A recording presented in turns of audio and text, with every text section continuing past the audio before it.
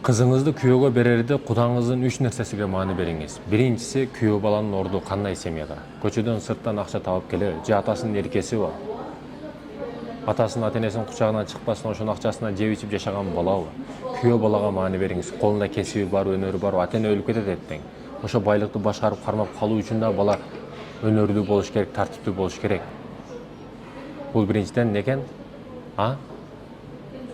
Күйөө балаңыздын сыпаттарга маани бериңиз. Экинчиден, ал акча табабы таппайбы? Акча табабы таппайбы? Бүгүн кедей деп кызыңызды бирөөгө бербей койсоңуз акча таба албай атат деп. Бул маселелер өтөт кетет. Ал кедей балага берген тагдырыңызда дагы мындай корчулук көрдү деп укпайсыз да. А бирок байга берип корчулук көрдү деп угуп алышыңыз толуктуудан мүмкүн. Айтайын дегеним, өнөр маселеси, кесип маселеси, акча маселеси бул керек нерсе. Ата катары бул нерсеге маани беришиңиз керек. Ал эми үчүнчүдөн, жаныңыздан артык көрдүңүз. Өзүңүз жебеген жетирип чоңойткон кызыңызды аманат катары бирөөгө бере атасызбы? Чындап бериңиз. Бүгүн кичине кыйналып калсаң келе бер кызым, зеригип калсаң келе бер дейт да, жок. Бетондой кат кызым, бейишиңдагы тозогуңда ошо күйөөң чыдагын, жашагын деп жөнөтүшүңүз керек. Чындап атанын сөзү ушул болот, насааты ушул болот, керези ушул болот. Кыздарга эскертүү мындай подружкалардан этет бул. Биринчиси, дайым акчаң бар учурда пайда болуп калат сенин алдыңда. Дос мынча которуп тур, дос маштукка жетпей атат, дос мындай кылыш керек эле, косметика кылыш керек эле, башка кылыш керек эле. Айтор акчаң пайда болду, ошолор пайда болуп калат да. Билесизби? Ушундай подружкалар бар, достор бар. Акча келип калды бир жерден, аларды эч билбейсиң, ал чөлдө жүрөбү азыр, каякта талаада жүрөбү билбейсиң. Акча келиши менен аларда пайда болуп калат да. Алардан этият бол. Экинчиси, дайым бактылуу күнүңдө телефон кылган, чалган кыздардан, подружкалардан этият бол. Булар сени аңдып турушат, алыстан карап турушат. Бактылуу күнүңдө гана чалышат, жазышат, сурашат. Эртең кичине бетиңе ылайлар чачырап калсын эле. Эртең кичине жүзүңө бензин куюлуп калсын эле. Гүгүрт издеп, жажгалка издеп жөнөшөт. Өрттөп салайын мынаны. Ошо дайым бактылуу күнүңдө чалат, жазат. Акча болгондо гана пайда болуп калат. Мындай достордон этият бол.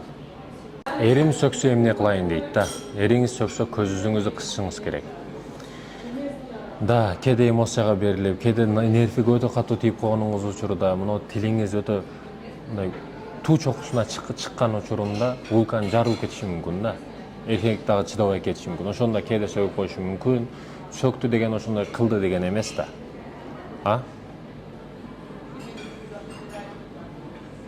Фаланча биз жаштыгыбызда мушташат элек, мушташуу бизде дагы болгон. Ошо көчөдөгү кошуна балдар менен мушташып келип, анын себебин сурайт да апам. Балам, неге мушташтың? Фаланча бала энеңден мындай кылам деди. Ошол себептен уруштум, мушташтым, аны урдум десем, балам, бекер кылыпсың. Ал айтканы менен мен ошондой болуп калдымбы? Же мен ошондой кылдыбы? Деп тескеринче мага түшүндүрөт эле да бир нерсени. Чындыгында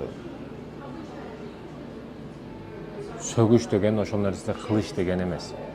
Кээ бир эркектерге таң калам, күчтүү, фигурный пресстери күчтүү, мындай пресстери бар, качок бала сөгүнсө, ага унчукпайт. А бир лохулак бирөө сөгүп койсо, ошону тынч койбойт да. Реал бол да. Күчүң жеткенине асылып, күчүң жетпегенинен эме кыласың.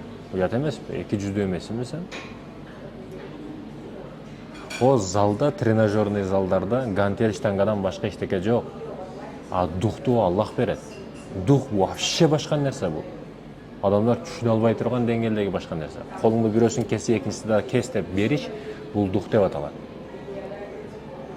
Өлүмдөн дагы эч нерсе көзүңө көрүнбөй калат.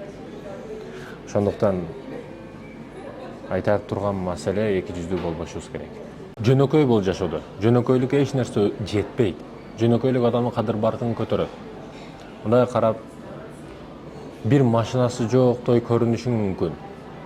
Бир машинага акчасы жоктой көрүнүшү мүмкүн. Ошо машина сеники эместей көрүн, бирок автосалон сеники болсун. Автосалон сеники болсун. 10 килограмм шабдалы албай тургандай көрүн. Бирок шабдалы багы, гектарлаган бактар сеники болсун. Бир квартирасы жоктой көрүн, бирок квартираларды арендага берип отелдерди салып кой. Жөнөкөй бол. Жөнөкөйлүк эч нерсе жетпейт. Жөнөкөй болсоң утасың ар дайым. Кичпейилдүүлүк адамды ар дайым сактайт, коргойт. Кичпейилдүүлүктөн өтө турган охрана жок да. Жөнөкөйлүктөн өтө турган охрана жок. Ошондуктан дайым жөнөкөй боло берсең, утасың утка жетесиң. Жөнөкөй бол. Себеби бул пайгамбарыбыздын сыпаты. Башка эмес. Кирпик койдурба, тырмак краскалатпа. Эже карындаштарыбыз оң кулагы менен сол кулагы менен угуп алсын. Бүгүн ачуучундук бетиңизге катуу тийиши мүмкүн. Гусулуңуз өтпөй калат. Неге сыгылуу, неге кайгыруу, неге себепсиз стресске, депрессияга түшүп атасыз? Неге оорулар келип сизге жабышып атат билесизби? Гусулуңуз жок жүрөсүз. Неге гусулуңуз жок? Себеби сиз краскалап атасыз. Ол кирпикти жасаман үстүнөн коюп, аркандай кирпиктер түзө чаптаган учурда негизги кирпиктерге суу жетпегендигине байланыштуу. Гусулдун шарты дененин бардык жериге суу тийиш керек. Озго мурунга суу алыш керек, А негизги парзарынын бирөөсүн сиз карж кылып төлөбөстөн мына себеби кабыл болбой жатат гусулуңуз. Ошондуктан урматтуу эже карындаштарым, сиз өзү табигаттан сулуусуз. Могу табигаттан ошо осмолор болсун, жашылча нерселер болсун, ошол сыяктуу нерселер, оригинал нерселер узак болбойт да, сырогу. Кыса болот. Косметикасы да узак болбойт. Дароо жасанасыз, дароо жууганда жоголо турган маселелер. Энелерибиз, чоң апаларыбыз ошо осмо менен башка менен күрөшүүнөн жасанган. Ушул туура жүзүңүздү кытайский химикалар менен жоготуп албаңыз табигый сулуулугуңузду. Себеби эртең жашыңыз 35-40 өткөндөн кийин баягы жасалмалар эмес, табигый жүзүңүз бырышып, эч нерсе калбай, бүкүрөйүп калган учурда өкүнүп калбаңыз. Калас, сен кыйынчылык учурда керек элең, жарга түшүп кетип жаткан учурда керек элең, келип бир жеринен кармап, веревка кылып, же колунан, же бир жеринен тартышың керек эле. Азыр керегиң жок. Ушундай кыйынчылык келген учурда эч ким таппай каласың. Кыйынчылык келген учурда, проблема толтура учурда досуңдун эшигин барып тыкылдат. Ал ачылбайт, бирок көздөрүң ачылып кайтып келет экен да. Кыйынчылык келген учурда ушундай. Проблема көбөйгөн учурда ушундай. Бүгүн досум өтө көп дейсиң, Мына чачымдан көп дейсиң. Эртең чачың төгүлүп калат. Чачың агарып кетет. Ошол учурда таппай каласың досуңду. Эки жүздүү болбо. Бактылуу шараңдуу күндөрдө келип алба, бактысыз күндөрдө качып калба.